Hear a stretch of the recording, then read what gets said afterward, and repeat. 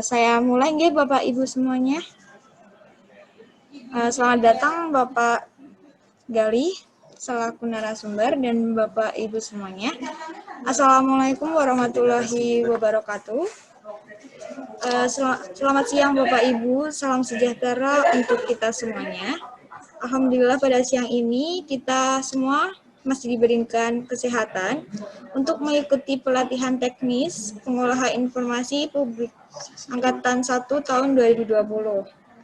Yang saya hormati narasumber Bapak Dr. Galih Esos dari Diskominfo Provinsi Jateng. Izinkan saya untuk memperkenalkan diri. Nama saya Amelia Yuniar, selaku moderator pada pelatihan pada siang hari ini. Untuk tata tertibnya masih seperti tadi ya Bapak dan Ibu. Selanjutnya akan disampaikan materi oleh Bapak Dr. Galih Esos. Waktu dan tempat saya persilahkan ya Bapak. Siap. Matur nuwun Mbak Amelia ya. Iya. Terima kasih. Assalamualaikum warahmatullahi wabarakatuh. Salam sejahtera, Om Swastiastu, Namo Buddhaya, salam kebajikan, dan selamat siang rekan-rekan birokrat. Di sini saya mewakili Kepala Bidang IKP, Bapak Agung, yang kemarin sudah memberikan pengarahan tentang bimbingan makalah. Hari ini saya bukan wakilnya Pak Agung, mewakili Pak Agung untuk menyampaikan materi tentang peran sumber daya kehumasan dalam pengelolaan dokumentasi publik. Mungkin nanti kita bisa sharing aja dan diskusi. Ini sejauh ini saya sampaikan secara singkat mawon. Jadi ini kalau background saya, nama saya Galih. Saya hanya CFO analis publikasi. Kebetulan di bidang kehumasan sudah 15 tahun. Mulai dari zamannya Badan Informasi, saya berubah menjadi Biro Humas, sekarang ada Dinas Kominfo. Saya ditugaskan di bidang IKP 1 tahun yang lalu, kurang lebihnya. Jadi, saya mulai aja, ada 26 peserta, mudah-mudahan ini ada yang tertarik untuk jadi fungsional kehumasan atau bisa memonitor humas di masing-masing OPD-nya.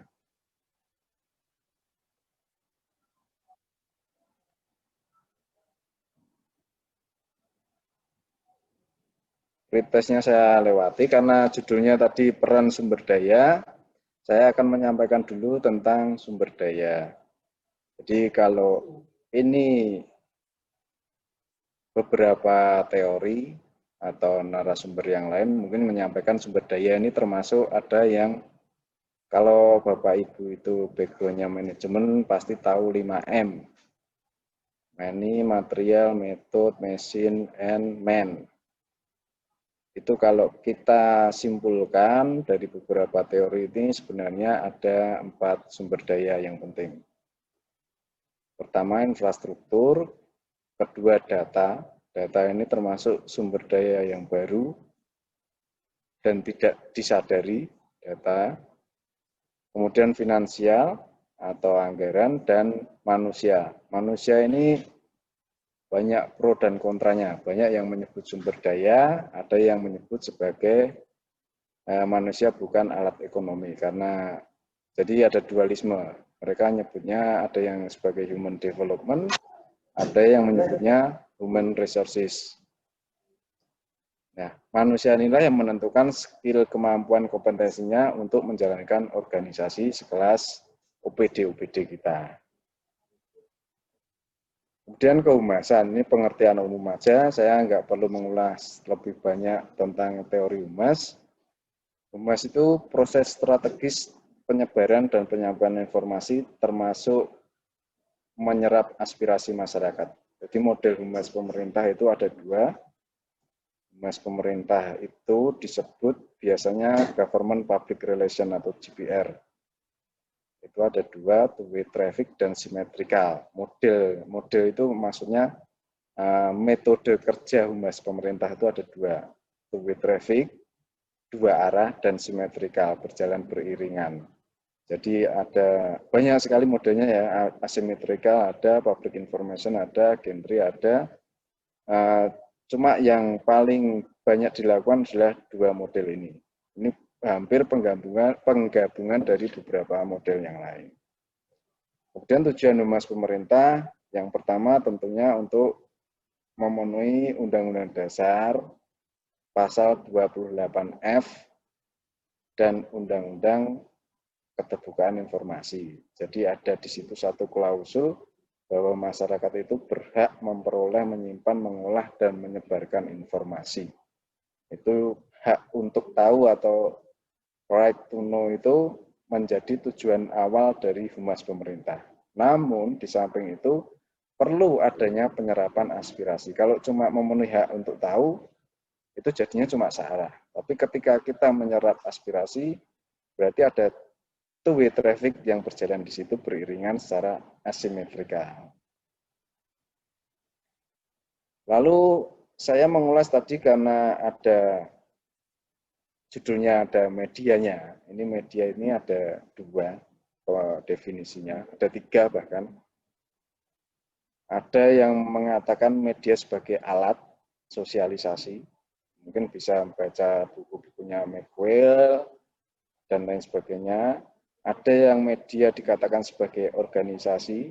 Ini di teori-teori organisasinya ala Edwin, terus Robin itu mengemukakan demikian. Kemudian ada media yang disebut sebagai sarana untuk mempengaruhi. Ini di teori-teori politik dan pemerintahan biasanya seperti itu. Jadi media itu jangan dilihat sebagai sisi alat saja, tapi ada tiga komponen yang harus dipahami secara beriringan. Dan macam-macam media. Ini banyak sekali ahli yang mengemukakan, klasifikasinya juga masing-masing beda-beda. Ini saya ulas ada 6. Ini saya terbitkan di buku saya, nanti silahkan dicek sendiri. Ada media online, website, weblog, aplikasi-aplikasi, media sosial, itu platformnya yang bisa komunikasi dua arah, ini sharingnya. Itu ada FB, WA, YouTube, dan lain-lain. Media cetak, elektronik, tradisional, masih ada media luar ruang. Kalau jenisnya, menurut kinerja GPR Humas Pemerintah itu ada 3 media yang dimiliki pemerintah. Misalkan kalau di PTSP biasanya menerbitkan majalah investasi, itu media pemerintah. Kemudian di BPSDM kelihatannya juga menerbitkan jurnal, ya, Mbak. Itu termasuk media pemerintah yang diterbitkan oleh lembaga pemerintah. Kemudian media swasta banyak sekali yang kita nikmati sehari-hari, dan media publik. Nah, media publik ini definisi baru berdasarkan undang-undang tentang penyiaran yang belum direvisi hingga saat ini. Jadi ada media publik itu LPP, Lembaga Penyiaran Publik itu ada 2, yang milik pusat itu TVRI dan RRI, yang milik daerah itu namanya LPPL itu kalau dulu disebut RSPD, Radio Siaran Pemerintah Daerah. Kebetulan provinsi tidak punya LPPL, karena di sini lokasinya di Semarang sudah ada TVRI dan RRI. Jadi mungkin kalau di Pemda yang lain seperti Kebumen, Temanggung itu punya LPPL. Bahkan Kebumen, Temanggung itu LPPL-nya tidak hanya radio tapi juga televisi. Ada televisi Kebumen, TV Kebumen, dan TV Temanggung. Kemudian ini saya ulas dari judul pengertian-pengertiannya dulu. Dokumentasi publik itu, dokumen itu semua sumber tertulis maupun bentuk lainnya. Kemudian dokumen publik itu yang terbuka, diakses secara bebas oleh masyarakat. Jadi bisa dihasilkan apapun, dipelajari siapapun, dan bentuknya juga macam-macam. Manuskrip yang tidak tertulis, misalkan kalau zaman dulu itu dari daun lontar, itu juga termasuk sebagai dokumen. Saya akan menyampaikan tantangan humas ke depan. Ada 3 tantangan besar yaitu globalisasi, demokrasi, dan teknologi, perkembangan teknologi. Globalisasi nanti membawa dekadensi moral, ya. Mana Pak? Halo? Mungkin nanti bertanyanya setelah saya selesai aja, nggih. Kalau globalisasi tantangannya itu ada loyalitas yang menurun, dekadensi moral, dan bisnis medianya lebih gencar. Jadi nanti berpengaruh pada polarisasi media.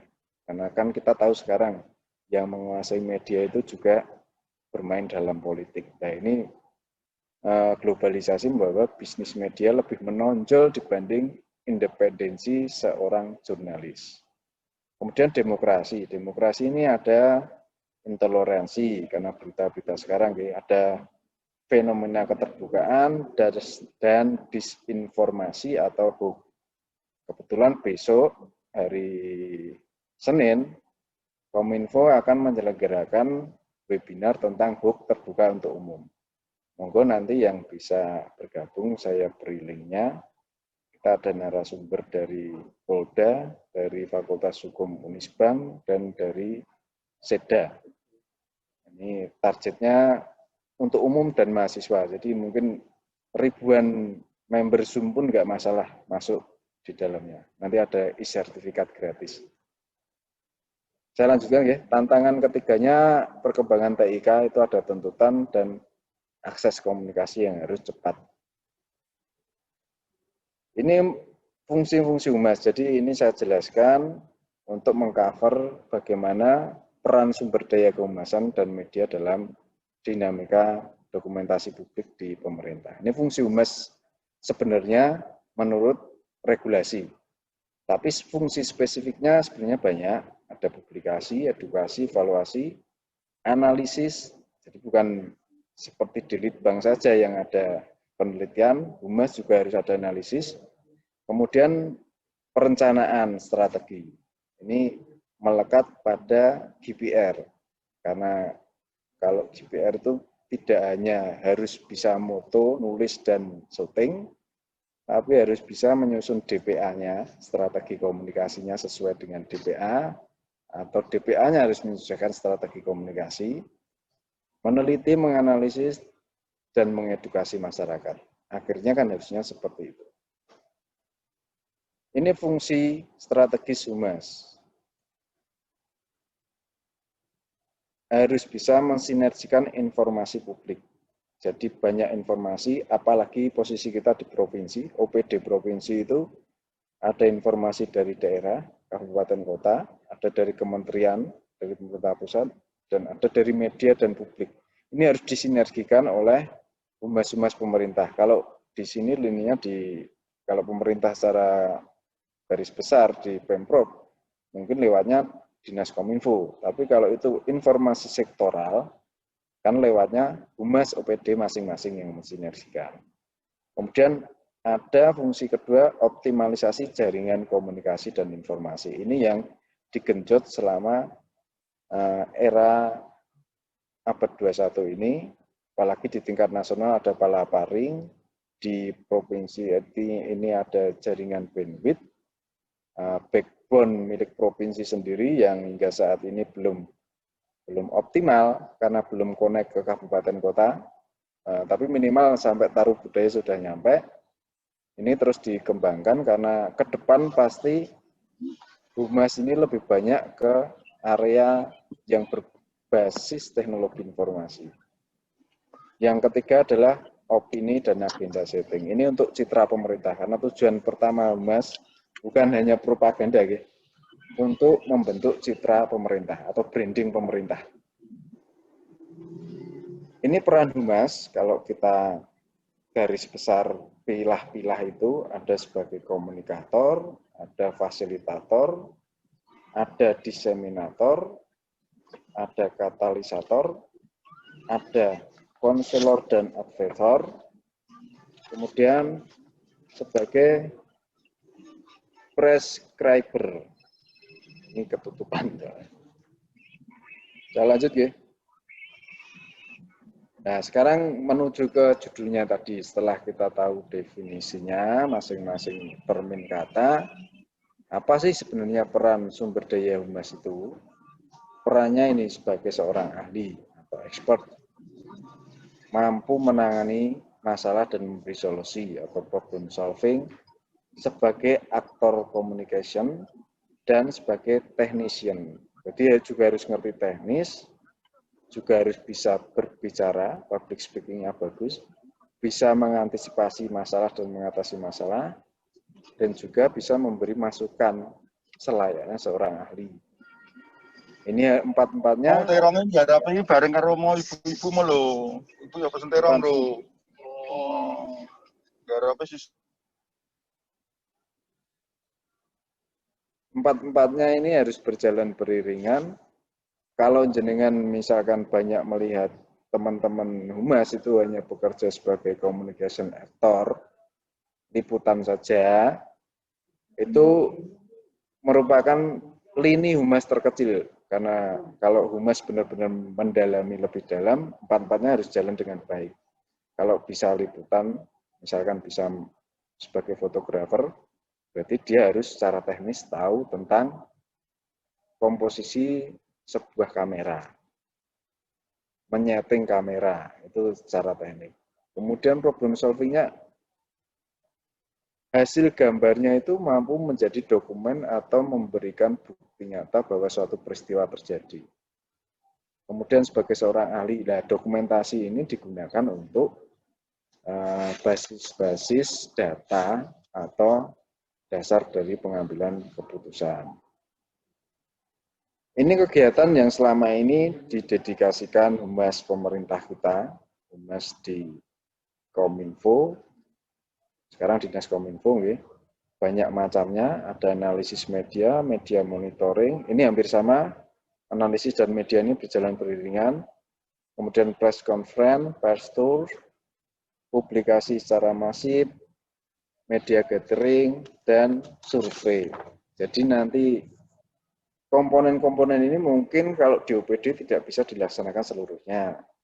Tapi paling tidak untuk, apalagi OPD yang ada lininya humas tersendiri, ada wadahnya humas, ada seksi promosinya, mungkin ada seksi mungkin sosialisasinya, ini bisa mengambil sebagian dari kerangka kerja kita ini. Misalkan ini di PTSP tadi ada promosi, mungkin bisa ambil press tour, press conference, surveinya.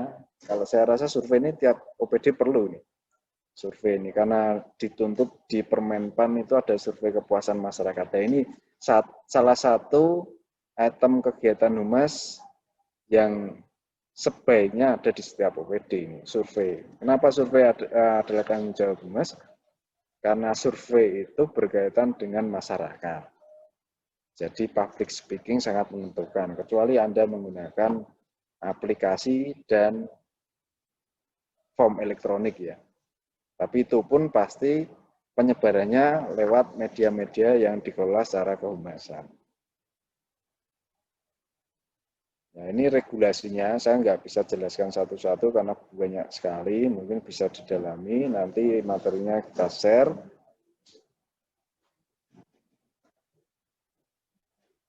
Kemudian, ini tesnya saya lewati, G. Saya rasa itu dulu, mungkin lebih baiknya kita diskusi saja apa yang dimaksud dengan peran sumber daya kehumasan dan media. Bisa sharing karena saya juga bukan orang pinter, tapi lebih baik diskusi untuk mencari solusi bersama dibanding komunikasi searah. Ngoten nggih. Saya kembalikan ke moderator, Mbak siapa tadi ya? Mbak moderator mungkin bisa memulai diskusi atau gimana? Iya Pak. Terima kasih atas paparannya dari Bapak Galih. Selanjutnya akan dilanjutkan dengan sesi tanya jawab. Untuk Bapak Ibu yang ingin bertanya bisa melambaikan tangan nggih Bapak Ibu. Nanti saya Bu Yeni silahkan bertanya Bu. Terima kasih Mbak Moderator dan Pak Galih. Saya Yeni dari Disanpan. Saya hanya ingin sharing saja gimana biar jadi humas yang handal itu Bapak punya trik-triknya itu seperti apa saja. Mungkin biar bisa saya terapkan di OPD kita. Terima kasih. Terima kasih Bu Yeni. Ini saya jawab langsung atau 3 penanya dulu ya? Enaknya bagaimana Bapak kalau mau langsung 3 penanya? Ya mungkin dikumpulkan dulu aja. Oh, nih. 3 penanya atau 5 penanya, monggo silakan. Baik Bapak Ibu, ada yang mau bertanya lagi?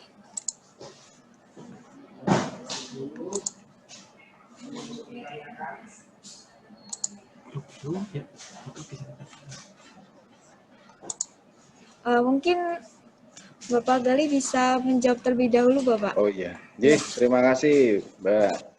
Terima kasih nggih Bu Yeni dari Dishanpan nggih Jateng. Humas yang handal. Nah, ini menarik karena handal dan tidaknya itu kan subjektif masing-masing. Tapi paling tidak saya garis bawahi yang dimaksud dengan Bu Yeni adalah humas yang misalkan baik itu sesuai regulasi, sesuai empirical atau fenomena yang ada di lapangan. Ada 4 tadi kriteria fungsi humas yang harus dikuasai, saya sampaikan. Teknis, sebagai expert, terus sebagai komunikator dan ahli komunikasi ya maksudnya. Ini Pak Sigit mau ngendikan?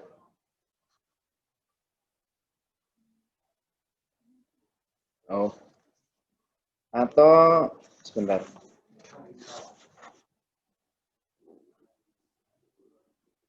Sebagai problem solver. Jadi gini Bu, kalau menurut saya humas itu di OPD nggih, harus menguasai 3 ini, apalagi UPD. Sebagai komunikator, sebagai teknis, sebagai problem solver, dan sebagai expert. Kalau di Kominfo ini mungkin lininya bisa beda-beda. Ini bisa dibagi per seksi. Tapi kalau saya yakin di OPD itu humasnya cuma satu lini. Jadi harus menguasai keempatnya secara bersamaan. Ini tantangan yang berat, tapi ada tapinya juga ini. Beban tugasnya kan beda. Di OPD mungkin beban tugas humasnya lebih sedikit dibanding yang ada di Humas Seda maupun Dinas Kominfo. Nah untuk keandalannya, nah ini secara statistik, kalau jenengan ikut Pranata Humas itu ada beberapa item kegiatan yang harus dipenuhi. Ya itu banyak banget, mulai dari perencanaan hingga evaluasi ada semua. Itu harus dipenuhi semua. Memang kriteria handal kalau menurut Permenpan sesuai JFT itu, ya ini memenuhi. Paling tidak humas itu bisa mencapai posisi JFT Madya. Madya. Nah ini sayangnya humas ini baru dirembuk, ini JFT Pranata Humas itu kan maksimal itu cuma 4C ya. Madyanya belum ada utama. Ini baru dibahas lebih lanjut di kementerian agar JFT Humas ini bisa hingga jenjang utama. Ini belum ada. Beda dengan JFT yang lainnya yang sampai utama. Karena ini cuma 4C saja. Kemudian kalau handal secara itu tadi tugas sehari-hari yang saya amati di OPD, paling tidak itu humas di OPD harus bisa fotografer, videografer, medsos, dan menulis. Nah, ini menyiapkan sambutannya Pak Kadinas misalkan, salah satunya itu. Terus membuat artikel berita di websitenya itu. Saya tuh sempat meneliti beberapa websitenya OPD Pemprov itu tidak lebih dari 50% yang update. Itu salah satu. Kemudian fungsi yang lain yang diwajibkan oleh negara itu PPID. PPID pembantu itu ada di lininya humas OPD. Itu juga banyak yang stagnan, walaupun tiap tahun itu ada penilaian. Ini ada penilaian lagi, besok minggu depan ada penilaian juga. Tapi biasanya PPID rame di masa-masa penilaian aja. Kalau tidak, ya tidak ada. Saya pernah meneliti di 2017, kalau nggak salah, itu hanya 3 OPD yang merespon permintaan informasi saya di provinsi ini. Kalau di kabupaten, linknya udah bagus-bagus, tapi yang respon ya nggak ada 25%. Itu saya meneliti sebagai warga, bukan sebagai, kalau saya ngaku PNS mungkin dijawab, tapi ini saya sebagai warga mungkin, jadi banyak diabaikan. Itu salah satu contohnya PPID itu. Kemudian yang tidak kalah penting, handalnya humas OPD itu yang ikuti kepala dinasnya kemana aja. Karena humas itu kan corong kebijakannya. Berarti kalau di tingkat OPD, corong kebijakan sektoralnya kepala dinas. Kebijakan itu kan bukan hanya regulasi, tapi juga sikap. Nah, sikapnya Pak Kadinas terhadap berbagai fenomena teknis ini harus bisa diterjemahkan OPD dalam bentuk sebuah publikasi. Lah, taunya gimana? Ya ngintili bapaknya atau ibunya kepala dinas tadi itu. Kalau nggak beriringan atau dekat, sangat sulit untuk berkomunikasi, apalagi mendapatkan connected heart-nya itu kan susah. Untuk menulis sebuah gambaran sikap itu kan harus dekat dengan apa yang ditulis. Saya kira demikian Bu Yeni. Mungkin kalau kurang jelas bisa main ke sini. Terima kasih ya. Terima kasih Pak Galih. Jadi sami-sami. Terima kasih Bu Yeni untuk pertanyaannya. Selanjutnya, apakah ada yang mau bertanya Bapak dan Ibu?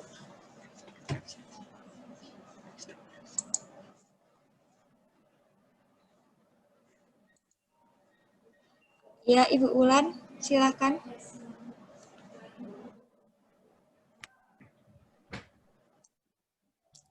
Selamat siang Pak Galih.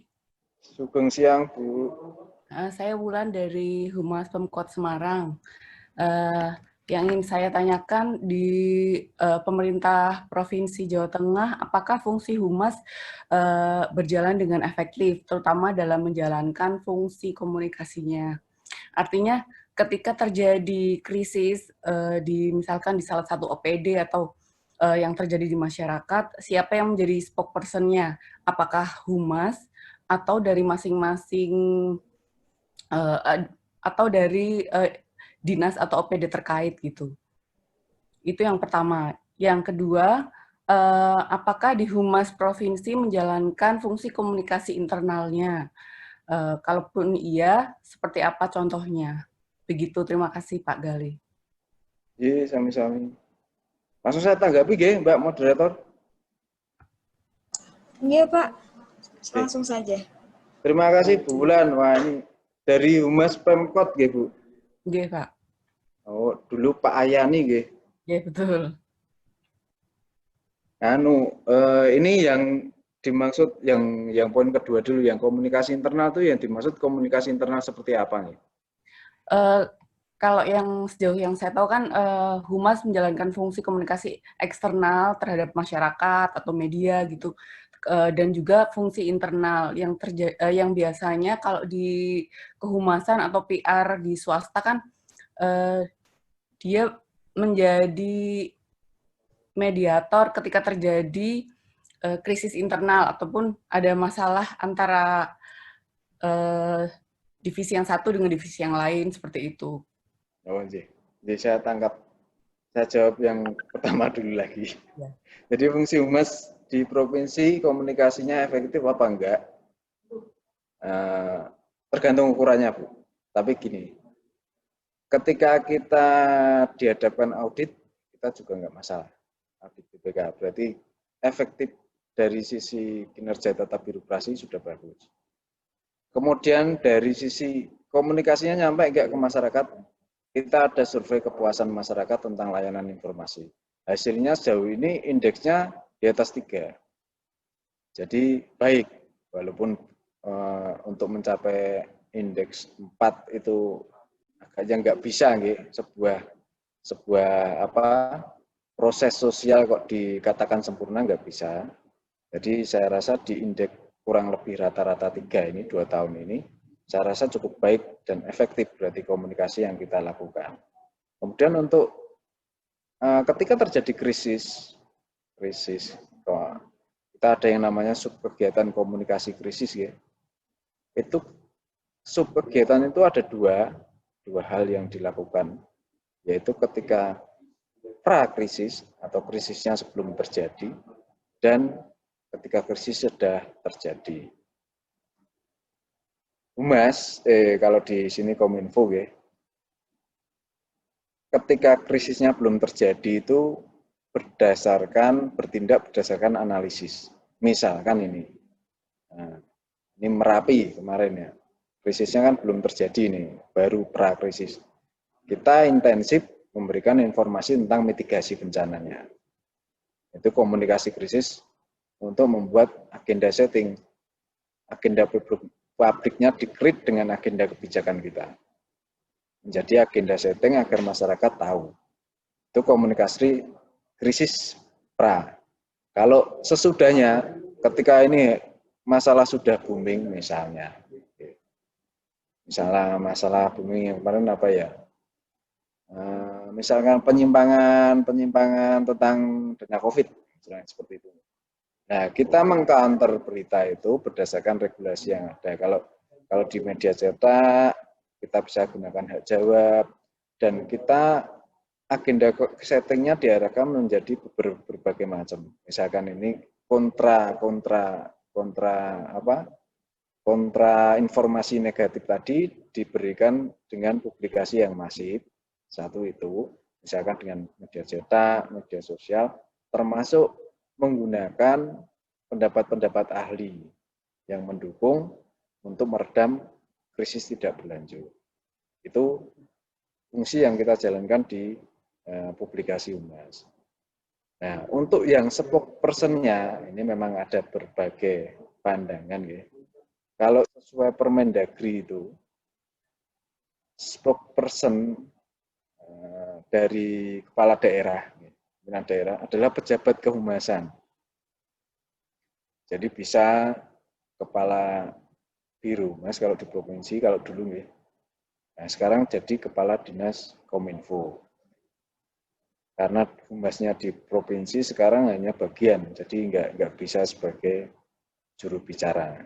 Itu secara aturan di Permendagri. Kalau di kota mungkin kepala dinas Kominfo, di Kota Semarang Pak Bambang misalkan.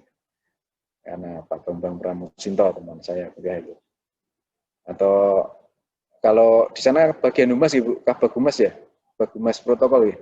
Iya, masih ada Kabag Humas. Nah, Kabag Humas sih kenapa nggak bisa jadi juru bicara? Secara struktural itu memang nggak bisa, karena Kabag itu berada di bawah asisten dan sekda. Nah, jadi kalau manakala Permendagri memang menunjuk pejabat kehumasan, tetapi ketika dibenturkan dengan struktur organisasi, yang lebih berwenang adalah Kepala Dinas Kominfo dibanding humas yang berdiri di bawah sekda. Kecuali humasnya lepas ya, ada dinas kehumasan atau biro tersendiri, itu berbeda. Itu spokesperson-nya. Kemudian kalau ada krisis teknis misalkan ada kelangkaan pupuk di dinas pertanian misalkan tadi ya. Siapa yang harus berbicara? Secara makro, kebijakannya tetap yang bicara pemerintah daerah lewat kepala daerah, atau bisa didelegasikan dengan juru bicara. Juru bicaranya tadi Dinas Kominfo, gitu. Kalau di level daerah, ya. Tetapi kalau secara teknis keterangannya tetap di OPD masing-masing. Kebijakan makronya di kepala daerah, kebijakan teknisnya di OPD masing-masing. Itu spokesperson-nya. Itu berbeda dengan JPR yang ada di pemerintah pusat. Spokesperson-nya kalau pemerintah pusat di tingkat level menteri ke atas hingga presiden, ya, setara menteri, ya, itu bisa menggunakan juru bicara tenaga ahli atau yang namanya staf khusus ya, staf ahli, karena secara resmi diregulasi diperbolehkan menteri ke atas menuju juru bicara dan staf khusus. Tapi kalau di level pemerintah daerah, gubernur hingga wali kota, sebenarnya tidak boleh menunjuk staf khusus. Itu birokrat yang ada di kita. Kemudian untuk komunikasi internal, ini komunikasi internalnya macam-macam ya Bu.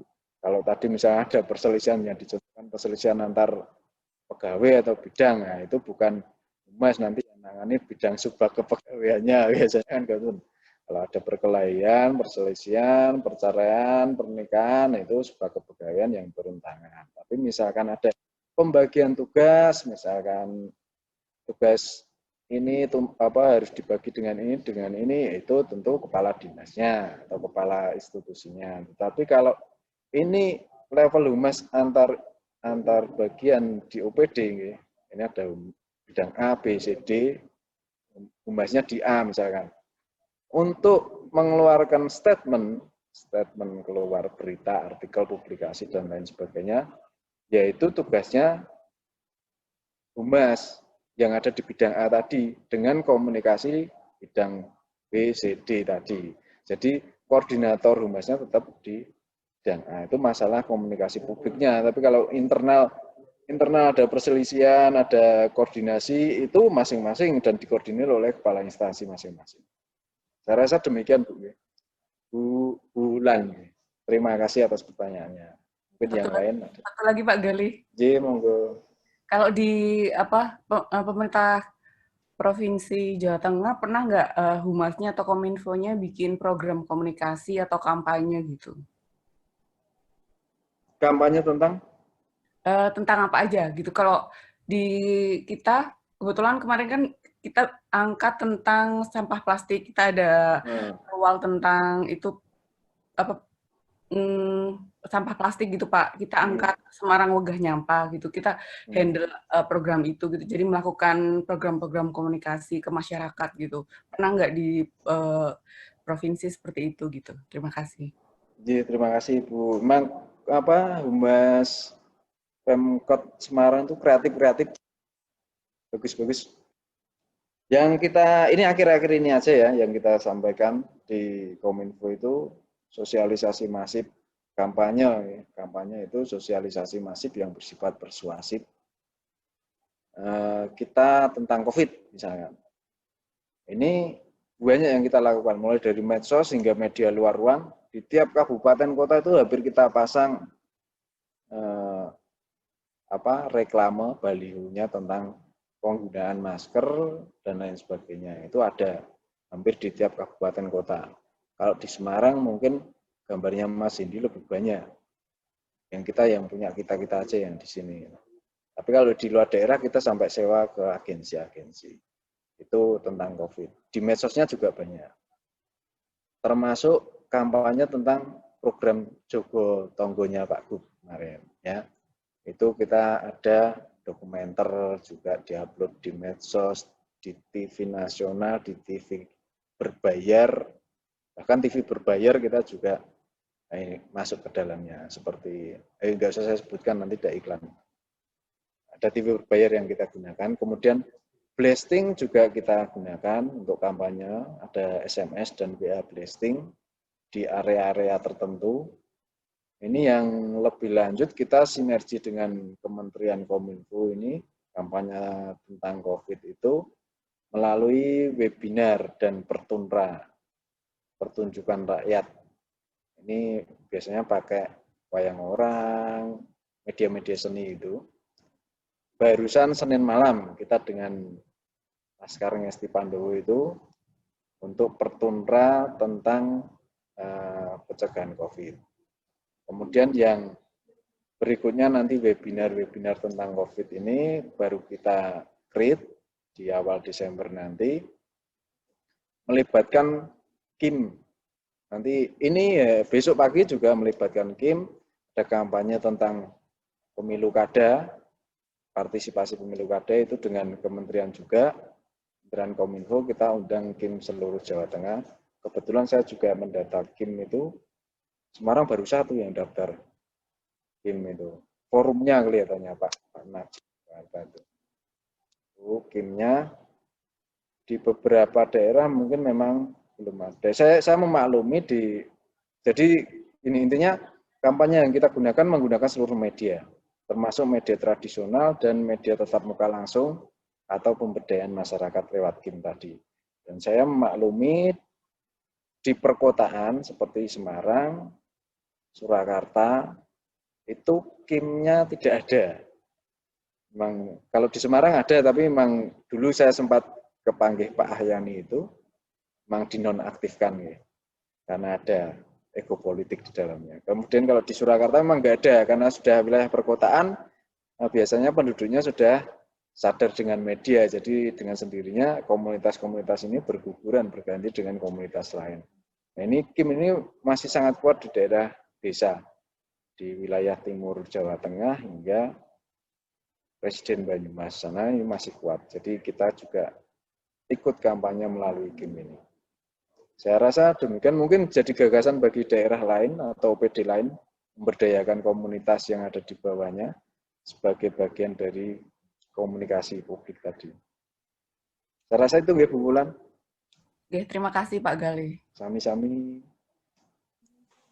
Terima kasih untuk Bu Wulan dan Pak Gali. Selanjutnya ada yang mau bertanya Bapak dan Ibu? Iya, caranya untuk melambaikan tangannya ya. Tapi ya bingung. Saya mau judulnya. Nyantai mawon nggih Pak Bu. Judul jagongan mawon mboten sastra. Terserah.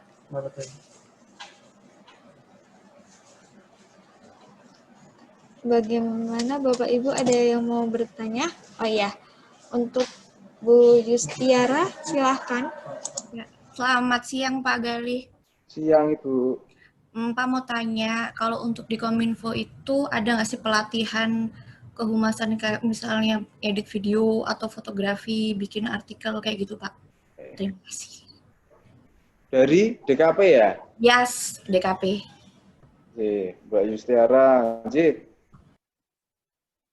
sebenarnya ada Mbak, dan hari ini sudah ada, kita kerjasama dengan BPSDM, karena kita nggak bisa meng-create pelatihan sendiri, ya. Itu nanti anggarannya diminta BPSDM, itu ada BPSDM itu, mulai Senin kemarin, itu sudah dimulai, diklatnya namanya, pengelolaan informasi publik. Tahap pertama itu juga pesertanya dari OPD dan kabupaten kota kelihatannya. Kemudian untuk diklat kehumasan, fungsional Pranata Humas memang ada. Kita juga kerjasama dengan BPSDM. Kalau yang diklat yang kita selenggarakan sendiri ini kan untuk yang di Dinas Kominfo, untuk internal pemberdayaan sumber daya internal. Karena itu kewajiban peraturan pemerintah tentang ASN itu kan minimal satu ASN 1 tahun harus ada diklat, lah itu kita create di sini sendiri. Kalau untuk keluar memang belum, tapi kita ada kerjasama dengan BPSDM untuk memfasilitasi Pranata Humas dan pengelola informasi di OPD-OPD. Ini yang satu gagasan yang mungkin dari DKP bisa mendongkrak atau mungkin dari BKD ya. Sebenarnya di Undang-Undang ASN itu ada pertukaran atau magang pegawai. Nah, kalau mau belajar bisa magang ke sini misalkan gitu.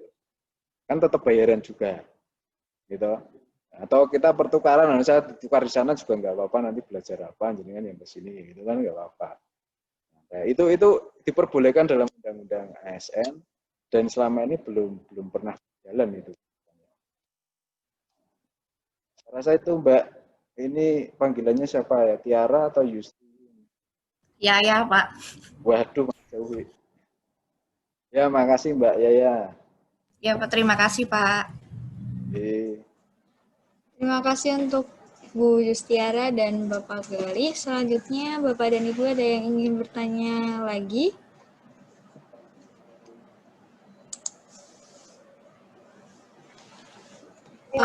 Baik, Bapak Rizky, silahkan Bapak. Ya, terima kasih Mbak Amalia. Perkenalkan Pak, saya Rizky dari Inspektorat. Iya Pak. Mau menanyakan Pak, kan kalau di Kominfo itu sudah banyak ya Pak timnya yang seperti yang disebutkan tadi pada peran sumber daya humas. Nah, kalau di Kominfo sendiri itu pembagian timnya bagaimana Pak? Misalnya kan ada yang moto, terus ngedit, apakah itu dibagi-bagi atau oleh orang yang sama? Nah, itu sistemnya bagaimana Pak? Mungkin bisa kita terapkan di inspektorat seperti itu. Terima kasih. Sama-sama Pak Rizky dari inspektorat. Saya ketemu inspektorat rada-rada ngeri ya. Ini tentang bagian tim nggih. Strukturisasi dan delegasi. Jadi gini, kalau di kita ini sebenarnya saya mengalami perubahan birokrasi sudah 2 kali ini. Ketika dulu dari Biro Humas dibubarkan, Dinhub Kominfo dibubarkan, dibentuklah Dinas Kominfo dan bagian Humas Setda. Itu saya rasa ada kecelakaan birokrasi di situ. Ada struktur di kita yang menangani kehumasan di Dinas Kominfo ini hampir tumpang tindih dengan Humas di Setda. Tetapi karena koordinasi berjalan lebih bagus, apalagi di era sekarang sudah ada deal-dealan kebijakannya non-regulatif. Jadi yang Humas ngurusin ini, yang Kominfo ngurusin ini. Itu ada pembagian tugas secara makro antar institusi. Kemudian di dalam institusi sendiri, fungsi kehumasan kita sebenarnya ada 4 seksi. Kalau di Permendagri itu, sub kegiatannya ada 12. Tetapi karena satu bidang itu tidak bisa 4 seksi, yang bidang satunya itu nitip ke bidang yang lain. Yang seksi satunya itu nitip ke bidang lain. Itu seksi pengelolaan informasi. Itu yang menangani PPID utama dan Komisi Informasi. Itu ada di bidang statistik. Yang 3 masuk di bidang IKP, Informasi dan Komunikasi Publik. Ada 3 seksi. Ini pembagian kerjanya secara struktural. Seksi pertama itu opini publik. Dia mengelola kegiatan-kegiatan yang berhubungan dengan analisis, agenda setting, dan komunikasi krisis. Kemudian seksi keduanya ada komunikasi publik dan hubungan media. Itu yang mengelola liputan, publikasi TV, radio, dan media luar ruang, dan medsos. Kemudian seksi ketiga sumber daya kehumasan dan komunikasi publik. Itu yang mengelola komunikasi publik media tradisional, kemitraan dengan pers, jurnalistik, pemberdayaan SDM kehumasan, dan Pranata Humas. Itu pembagian tugasnya. Nah, untuk bagian per lini tugas, misalkan ini, 1 kali liputan itu bisa liputan apa aja gitu. Ada liputan kegiatan Pak Gubernur, pimpinan daerah, atau mungkin hanya liputan bersifat dokumentatif geografis. Itu butuh 1 kameramen, 1 fotografer, 1 reporter. Dan mungkin ditambah, ini tambahnya, opsionalnya koordinator dan sopir, itu opsional. Karena sopir sekarang juga nggak ada ini. Jadi mereka ngerakap sopir biasanya, salah satunya ngerakap sopir.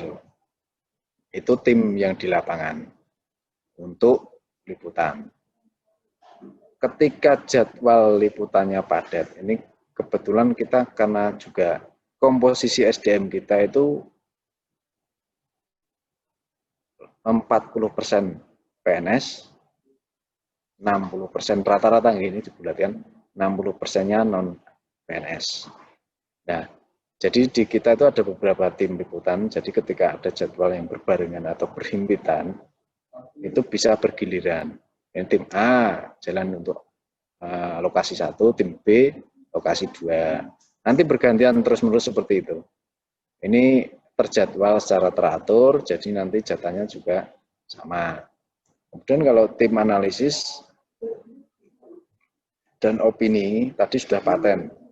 Yang monitoring media A, kemudian media elektronik, misalkan si A. Yang monitoring radio si B, itu sudah paten. Karena mereka harus melaporkan, menganalisis harian. Kemudian yang mengurusi media tradisional, si C. Yang ngurusin komunitas pemberdayaan, si D, itu juga sudah paten. Itu bagian kerjanya di kita. Jadi seksi itu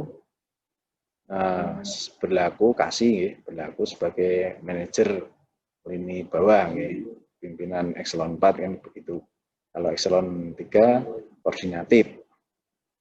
Tapi meskipun demikian ini karena ini di kita itu banyak keluar ke lapangan, kadang pejabatnya juga hilang semua, personilnya juga sedikit yang tinggal di kantor, semuanya juga berjalan dengan baik karena sudah terbiasa tadi.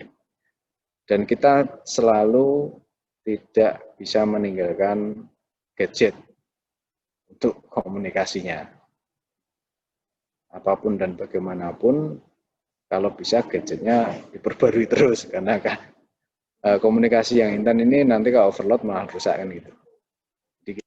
Jadi nanti misalkan ini dari inspektorat, jangan kaget ketika di Dinas Kominfo atau Lini Humas itu ada di anggarannya ada pembelian gadget smartphone. Nah ini salah satu tugasnya itu ya, termasuk admin-admin medsosnya kan yang pegang itu.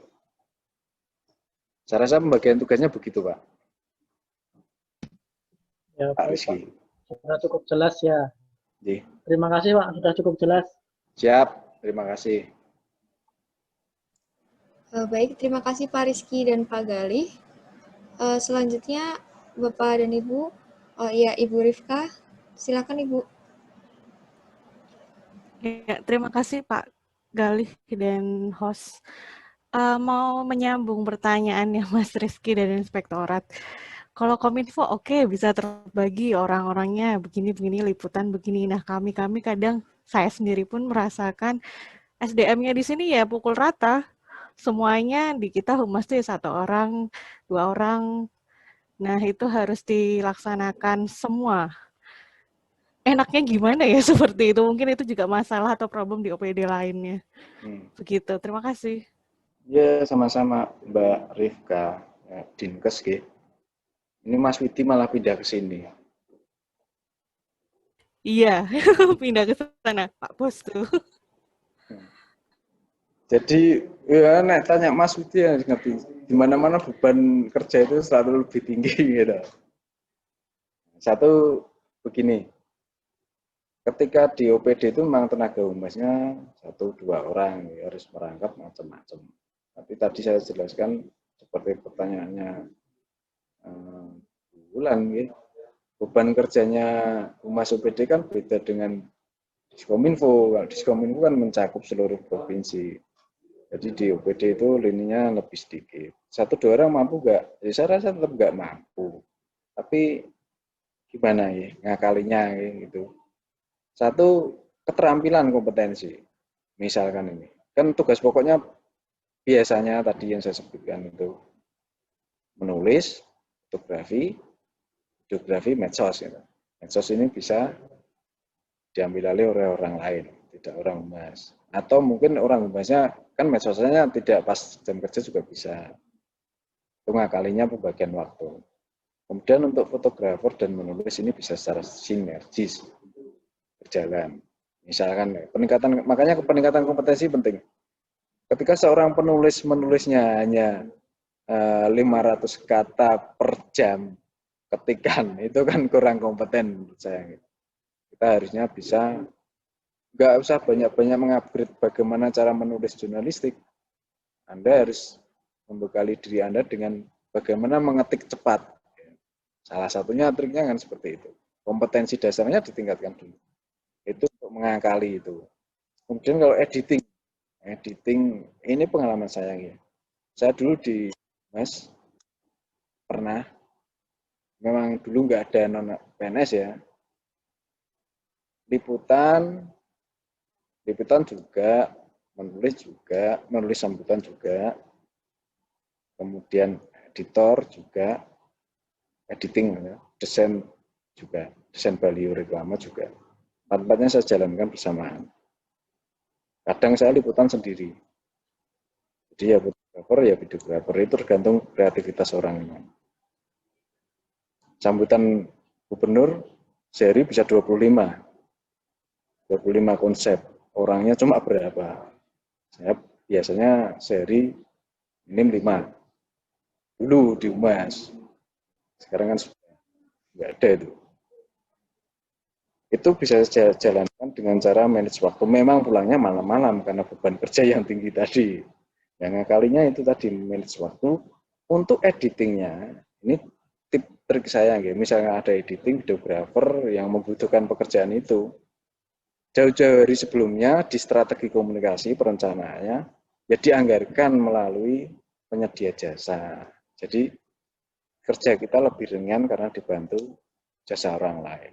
Misalkan ini kalau di kita ini ada dokumenter, dalam dokumenter kita memang bisa mengerjakan sendiri, tapi karena waktu dan keterbatasan alat biasanya, makanya kita rencanakan di awal, oh itu dianggarkan saja. Itu bentuk publikasi yang di pihak ketiga kan. Jadi nanti kita agak ringan di belakangnya, kita hanya membantu publikasinya. Itu salah satu ngakalinya. Jadi kompetensi, penyederhanaan waktu sama kreativitas perencanaan anggaran. Yang keempat, atur sama kepala dinasnya. Ini kurang SDM-nya ini. Biasanya saya rasa kalau di Dinkes ya, Dinkes, Dinas Pendidikan, itu kan komponen anggarannya alokasi anggarannya jelas dan besar. Saya rasa untuk nambah SDM juga bisa dan mampu. Dan pinter-pinter biasanya di sana untuk meng-create sebuah anggaran itu dari Dinas Pendidikan sama Dinas Kesehatan itu.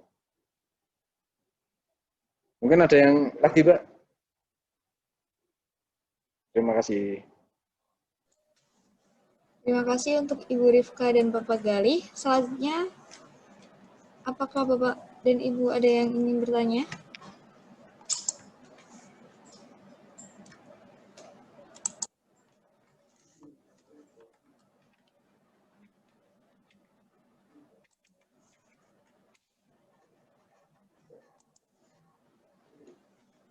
Mungkin saya bisa memberi informasi, Mbak ya, nambahan informasi. Iya. Jadi, untuk besok yang kelompok, pembagian kelompok ya, bimbingan makalah, tadi saya dipesan ini sama Pak Gigih dan Pak Gigih dari BPSDM itu, ada 3 kelompok yang dari Dinas Kominfo ini menunjuk 3 pembimbing. Pak Agung dari Kabid IKP, Pak Arif dari Kabid Statistik, dan Pak Broto dari Kasubag Kasih Persandian. Nah, besok pagi ini kita sudah seragamkan penulisan makalah, standar sistematikanya, dan standar presentasinya. Nanti misalkan mau di-create grupnya, katanya Pak Gi tadi mau meng-create grup tiap kelompok itu, atau nanti bisa saya share ke moderator tentang penjelasan sistematika dan sistematika makalah tugas akhir ya, dan presentasinya. Jadi besok biar dapat semua, atau mungkin nanti lewat Pak Gigi juga nggak apa-apa. Begitu ya? Iya Pak.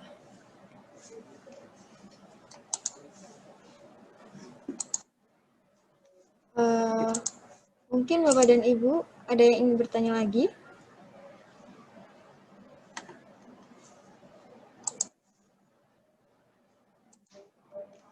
Jika tidak ada, bagaimana Pak Galih, mau diakhiri atau bagaimana?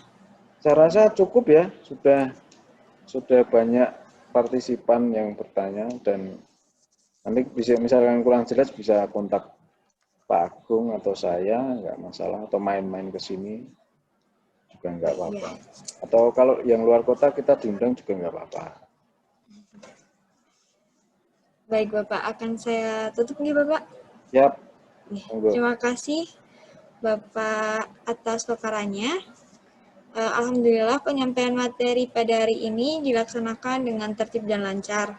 Terima kasih kepada Bapak Galih selaku pemateri yang telah menyampaikan materi, dan tidak lupa saya ucapkan kepada seluruh peserta dengan antusias telah mengikuti pelatihan pada hari ini. Sebelum saya tutup, saya mohon izin untuk melakukan sesi foto bersama dengan tangan di kepal sesuai jargon salam kompetensi. Jadi untuk Bapak dan Ibu yang kameranya belum dihidupkan bisa dihidupkan terlebih dahulu.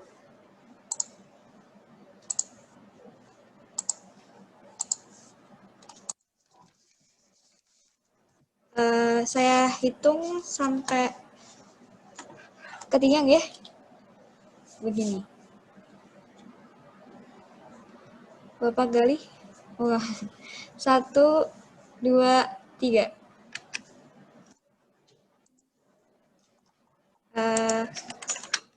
Sekali lagi.